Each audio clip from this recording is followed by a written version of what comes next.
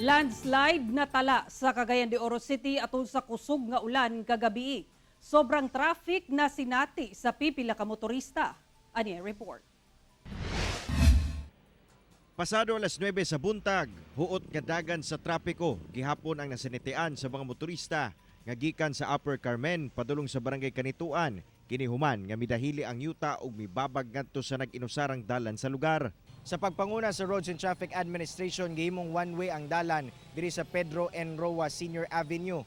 Kini tungod sa dakong parte sa yuta nga midahili resulta sa kusog nga ulan nga nasinati sa syudad sukad pa kagabi hantod kaganinang kadlawon. Danlog ug napukon gyapon ang mong dalan bisan pa man nga wala na mibunok ang ulan. Hinoon pinaspasay ang pagtrabaho sa mga personay sa CDRRMO, City Engineers Office ug mga telcos.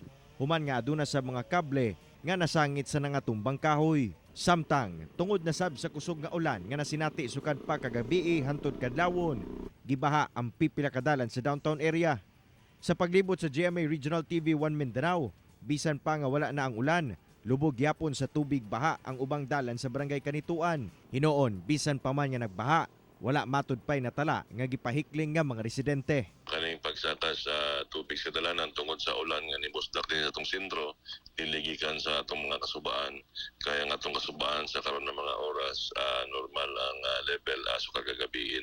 Base sa forecast sa Pag-asa, apektado matud pa ang Northern Mindanao sa Intertropical Convergence Zone kon ITCZ.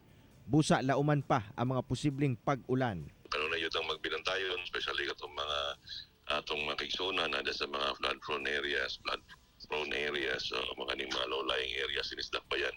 Karon na maminaw sa itong abiso, kaya anytime na ipag-usab sa atong maong panahon, ato dit lang matagaan sa mga critical informations. Kauban si Makoy Simpron sa kamera.